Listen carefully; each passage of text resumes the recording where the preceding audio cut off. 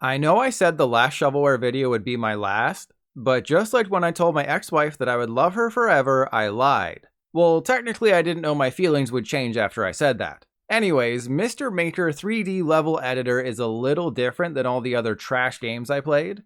For starters, it actually has a thumbnail. Yes, that is a selling point these days because a lot of the other titles just use a screenshot with no text. Second, this isn't made by a studio that doesn't exist when you search for them on Google. Mr. Maker 3D level editor was made by actual human people. Or, I guess they could be lizard people or 3 toddlers in a trench coat, I've never met them. Regardless, real effort was put into this game, which I managed to buy on sale for 50 cents.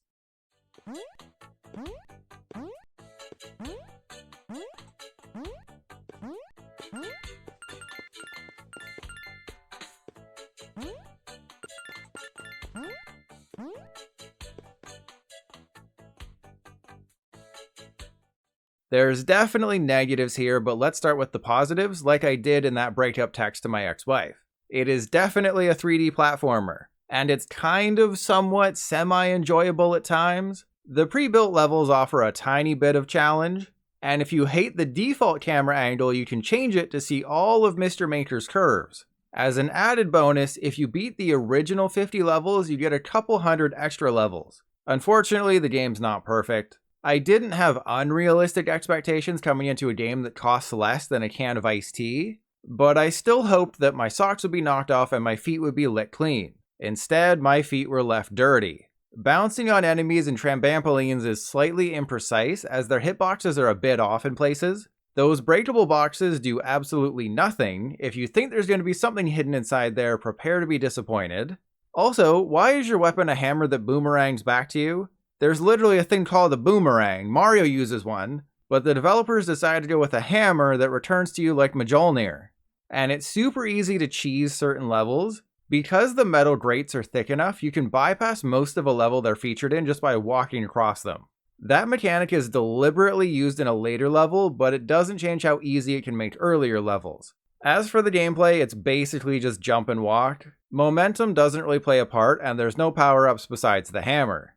Again, I know I bought it for 50 cents, I just wish it was closer to New Super Mario Bros. And less like Jumpy Mia. But like a 3D version of Jumpy Mia. Mr. Maker isn't good is what I'm trying to get at, though it does give it an honest try like when I attempted to date a woman who was 6'11". Getting to be the little spoon was a major plus. But this is a maker type game. How is the making? Well, constructing a level is easy enough. The tutorial has like 16 steps of blasting your face all at once, but actually building a level is much easier. I even built my own crappy level. Problem is, I forgot to place Mr. Maker in a good spot on the map, so when I went to play it, he dropped into the lava. Since I'd already saved it, there was no way to go back and edit it, and I couldn't see a way to duplicate it. Even though I eventually gave up, making levels is not a chore, and it's actually implemented fairly well. That being said, I can see why Nintendo may never make a 3D Mario Maker. 2D offers up a certain amount of freedom while still keeping things contained. 3D has so many other factors you have to account for, and when the core gameplay doesn't satisfy, you're left with Mr. Maker. An ambitious, yet ultimately disappointing game. Just like Animal Crossing though, I've turned over a new leaf in my 5th straight shovelware video, so I'm choosing to end this review by being nice. Is Mr. Maker good? No. But it wasn't as bad as I was expecting, which is an accomplishment in of itself, especially for these clone games. And unlike the time I tried to clone my dog to test a theory, this one didn't immediately start humping itself, so that's another plus.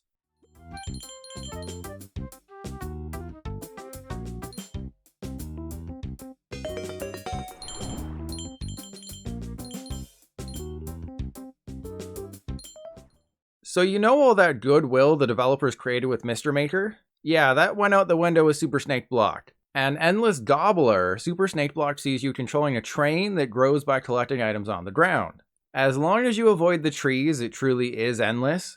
But I was so bored that I gave up after 5 kilometers. On just my second run, I'd figured out everything on offer here, and I wasn't about to dig in for thirds. There's 3 extra levels. It's mostly just an aesthetic change, like when I painted a spot on my dog clone to tell the two apart. But I only bothered unlocking one of them. I did buy the Mr. Maker Snake train, which caused some stuttering issues from time to time when I used it. Speaking of, when your snake gets too long, there are hiccups that appear as well. I may have been using resolution mode instead of performance mode, but either way it wasn't perfect. And there's also instances of your train just not gobbling up a block. You'll pass through it and nothing will happen. Of course, this could all be some feature I wasn't aware of, but it doesn't change this fact. Cloning your dog is only a good idea if you keep them separated, otherwise prepare for them to give a whole new meaning to the term self-love. Also, Super Snake Block is a huge avoid.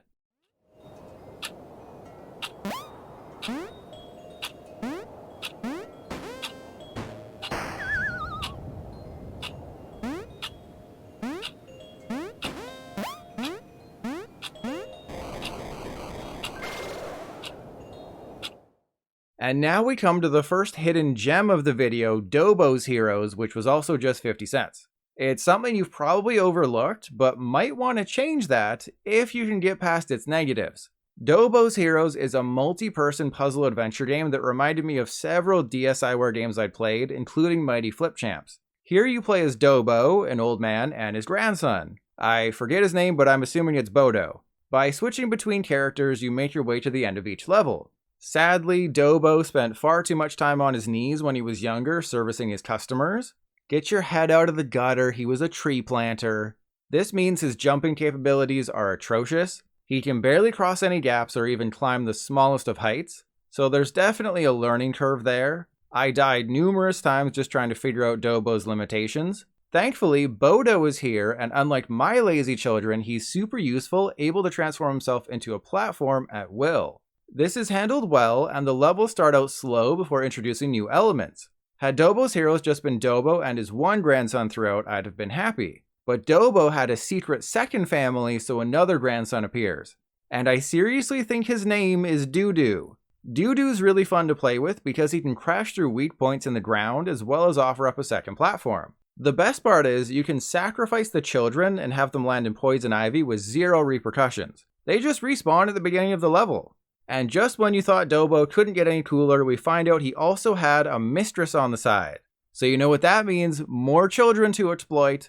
To keep things from becoming too easy, each kid can only remain as a platform for so long, hence the whole child sacrifice thing. This means you can't just sit and think. The timer is generous though, so it shouldn't be too much of a problem unless you have a senior moment. All in all, Dobo's Heroes is a solid 7, just like my ex-wife when she was younger. Unfortunately, the drawbacks became clear the more I played. Constantly switching between all the characters gets tedious, the jumping can be frustrating, and having to line up the kid platforms is a huge test of patience. Despite those issues, the smart design is apparent, so don't be afraid to add this to your backlog of games you'll never actually play because you don't get excited about video games the way you used to when you were younger.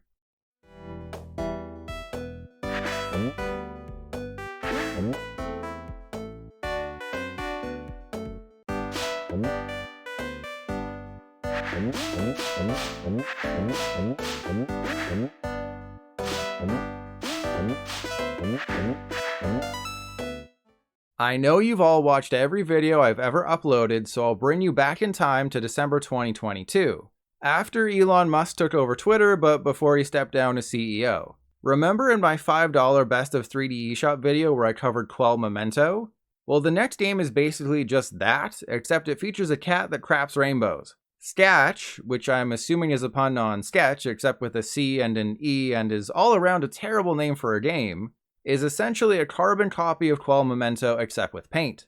You travel around a stage, cover each wall in a certain color, and reach the goal. It's fairly straightforward, and just like Quell, it's pulled off well. Ah hell, that rhymed, didn't it? I mean, you could probably tell. Turtles have a shell. Anyways, this is another 50-cent game that I bought, and it's another recommend. The puzzles are nicely designed, the on-screen counter tells you how many moves the level will take, and if you make a mistake, restarting is super simple. Honestly, my only real gripe with Smelly Cat is that it's not always the easiest to tell which walls you painted, and that it's only an hour or so long. Otherwise, this is absolutely worth $2 if you can get it on sale. And it'll get you in far less trouble than covering your own cat in paint and sliding them across the floor. Don't ask how I know that.